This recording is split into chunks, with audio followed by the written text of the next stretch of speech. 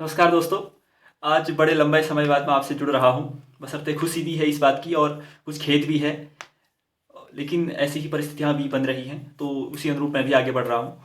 आज का जो हमारा मुद्दा है वो जो आज ईओ का पेपर हुआ है, अधिशासी अधिकारी का, उसका जो पहला हिंदी का पेपर हुआ है उसका एक पहला भाग 50-100 क्वेश्चन थे उसमें। तो इस वीडियो में हम जो उसके पहले 50 क्वेश्चन हैं उसके जो भी आंसर की है, जो भी मैंने खुद से बनाने की कोशिश की है, वो मैं आपके सामने इस वीडियो में बताने वाला हूँ। बशर्ते कुछ गलतियाँ हो सकती हैं, आप उन्हें क्रॉस चेक में जो लगेंगे मुझे आप देखिए उन्हें, लेकिन फिर भी मैं ये एक्यूरेसी बनाए रखने का पूरा प्रयास करूँगा। ठीक है, तो हम वही शुरू करते हैं पहले क्वेश्चन से।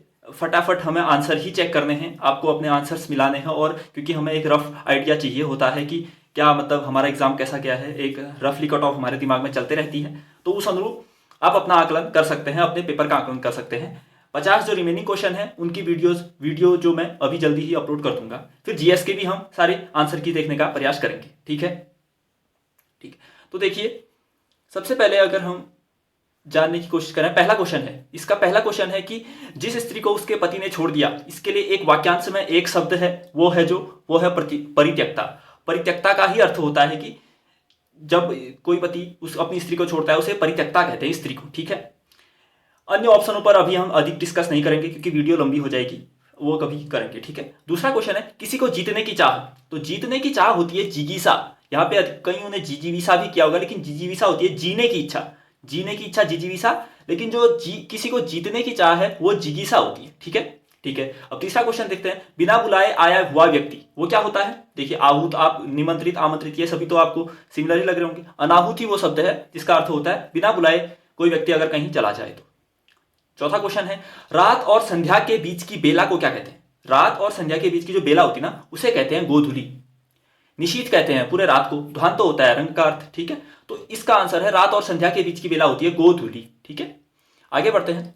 वर्तनी की दृष्टि से शुद्ध सा, आज मतलब पेपर का लेवल मुझे बहुत ही मॉडरेट लगा, मॉडरेट से भी सामान्य, सामान्य से भी जो सरल के लेवल पे हम कह सकते हैं उस पे, यानी इस पे मतलब अप्रोक्स 75 का आपका टारगेट होना चाहिए। मतलब इतने क्वेश्चन, इतने नंबर लगभग लगभग आपके शायद बन भी रहे होंगे जिसने अच्छी मेहनत करी होगी, और इतना लगभग चाहिए भी होगा आपको। ठीक है, तो देखिए अभी हम देखते हैं अगला प्रश्न, पांचवा प्रश्न, वर्तनी की दृष्टि से कौन सा शब्द शुद्ध है।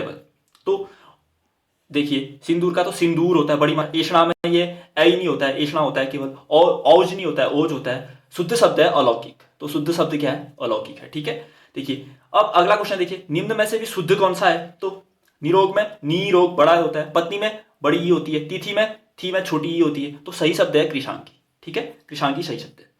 अब सातवां प्रश्न देखते हैं, वर्तनी की दृष्टि से शुद्ध शब्द क्या है, ऐतिहासिक है। ठीक है, ये सबको ही पता है, बहुत सरल लेवल भी है इनका। अब देखते हैं अगला प्रश्न देखते हैं कि आठवां प्रश्न देखने का प्रयास करें हम, तो इसमें सही शब्द, अशुद्ध शब्द कौन सा है। अशुद्ध, अशुद्ध है उऋण।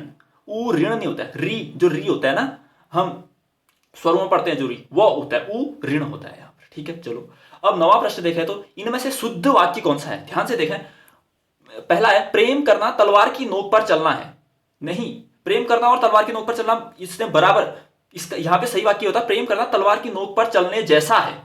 जब जैसा लगा था तो शायद सही हो जाता। अब बी ऑप्शन है, सभी सदस्य अपनी राय दें। सभी सदस्यों की एक ही राय नहीं, सभी सदस्य अपनी अपनी राय दें, ये होगा सही। छात्रों ने अपनी हिम्मत नहीं हारी, छात्रों ने अपनी हिम्मत नहीं हारी। और अगला है वह 20 दिन तक भूखा रहा।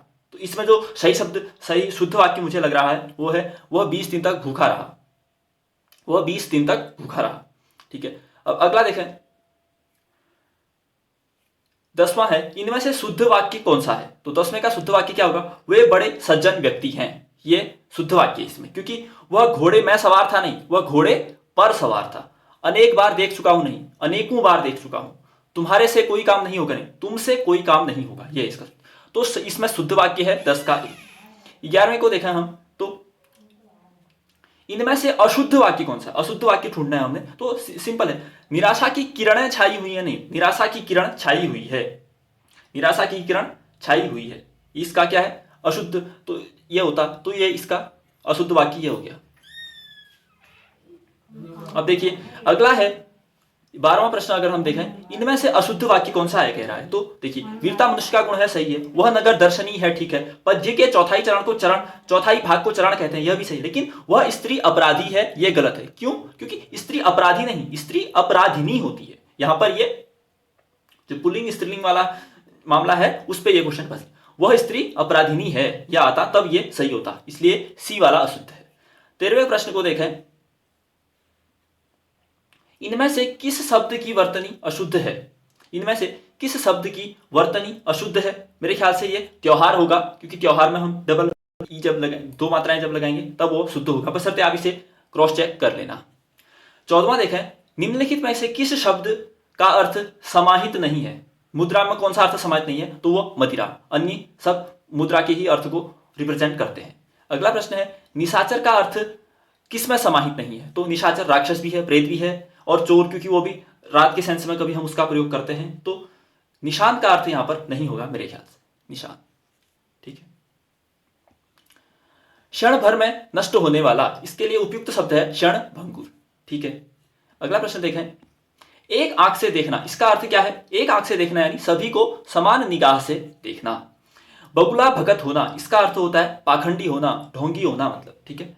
आंख के अंधे और गांठ के पूरे, इसका अर्थ होता है धनवान तो है लेकिन उसे ज्ञान नहीं है कि उसका उपयोग कैसे करें, यानी मूर्ख धनवान, ये होता है इसका। अब देखिए, अगला है 20वां, जहां देखी तवा परात, उसका अगला आपको जोड़ना है। तो अब आप सबको इन तीनों को मिला के देखेंगे तो वो जमे कौन सा लग रहा है? जहां देखी तवा परात, परात के बाद रात जैसा कुछ, वहीं गुजारी सारी रात, जिसमें पूरा अर्थ रिदम बन जाए वही है। इसमें आपको कोई लॉजिक नहीं, सिर्फ दो बार इसे पढ़ना था, बन जाता है। पट्टी पढ़ाना हम कहते भी हैं कि वो उसे पट्टी पढ़ा रहा है। पट्टी पढ़ा रहा है का अर्थ शिक्षा देना नहीं, बुरी राय देना। वो किसी के विरुद्ध पट्टी पढ़ा रहा है तो बुरी राय देना। कुआं खोदना, इसका तात्पर्य क्या होता है? कुआं खोदना का तात्पर्य होता है हानि पहुंचाने का यत्न करना, किसी को हानि पहुंचाने के लिए हम कुएं खोदने का प्रयत्न करते हैं।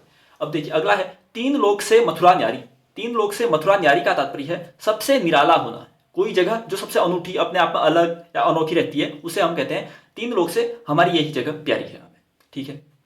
आधा तीतर आधा बटेर, आधा तीतर आधा बटेर का अर्थ होता है कि कुछ वस्तुएं अलग अलग मिल गई जब, यानी अनमेल वस्तुओं का मिश्रण हो जाना, अनमेल वस्तुओं का मिश्रण हो जाना, आधा तीतर आधा बटेर। अब देखिए, अगला प्रश्न है, जब वाक्य लिखते समय कोई ऐसा पद जो उस वाक्य में आना आवश्यक है लेकिन लिखने से छूट जाए तो उसे लिखने के लिए किस चिन्ह का प्रयोग किया जाता है? जब हम ऊपर को ऐसा साइन लगा के लिखते हैं ना, ऐसा साइन, तो उसे कहते हैं हंसपद चिन्ह, हंसपद चिन्ह कहते हैं उसे। अगला है द्वंद्व समास के लिए कौन सा विराम चिन्ह है? सबको पता है, ए है। इसमें दोनों पद बराबर महत्व के होते हैं। दो से अधिक समान स्तरीय पदों में अलगाव दिखाने के लिए किस विराम चिन्ह का प्रयोग किया जाता है? तो वो है उपविराम, जो ये वाला होता है ना, ये ऐसा वाला, मतलब याला, इसका प्रयोग किया जाता है। इनमें से विवरण चिन्ह कौन है? विवरण चिन्ह है पी। अशुद्ध वर्तनी वाला शब्द कौन है? तो स्वादिष्ट, स्वादिष्ट होता है, स्वादिष्ट नहीं होता है, ठीक है।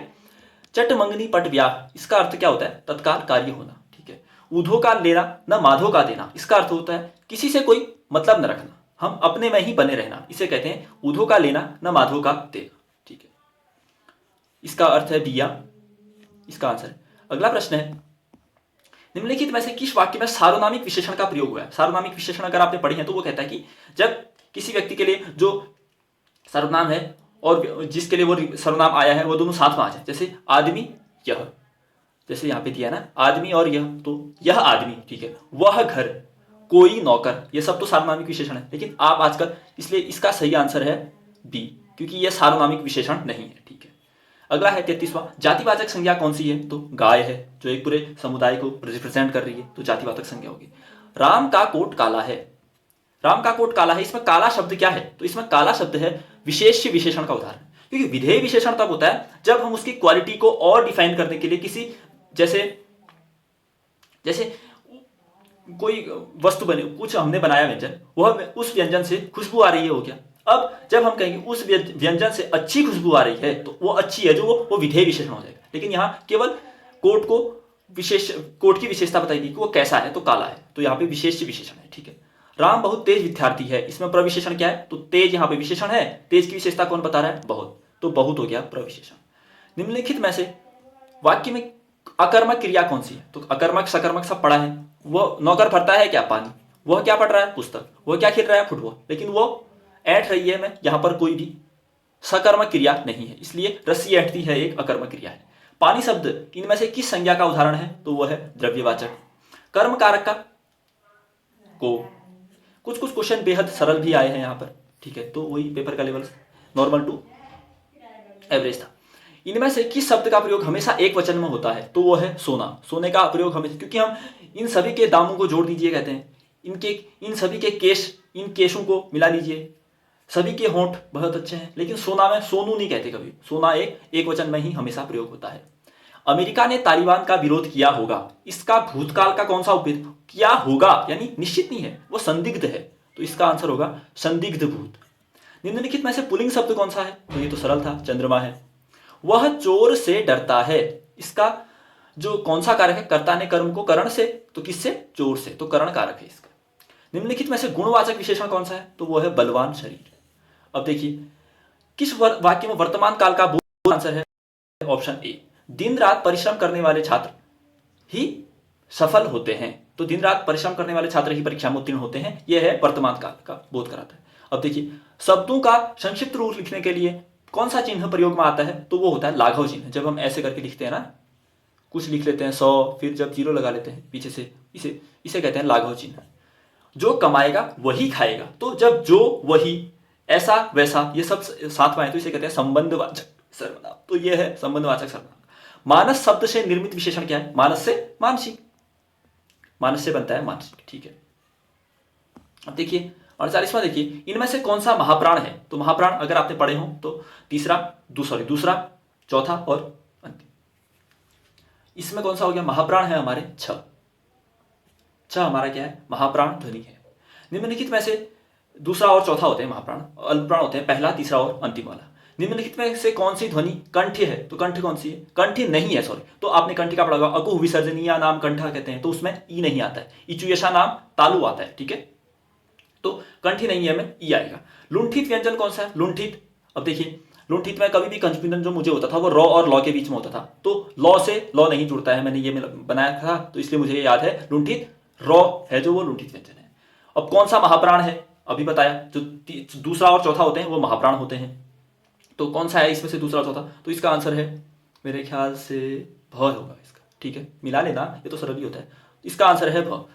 अब देखिए 51वें तक अभी बना लिया हमने, फिर अब इसके जो शेष हैं उसके अभी मैं जल्दी ही अपलोड करूंगा, ठीक है, तो आप इसके आंसर की मिला लीजिए, और कुछ अगर आपको गलत लगे तो उसे जो मैंने गलत कर दिया होगा तो आप उसे जरूर से कमेंट में बताइए, ताकि दूसरे लोग सही आंसर तक पहुंच सकें। और तब तक के लिए धन्यवाद, नमस्कार, ठीक है।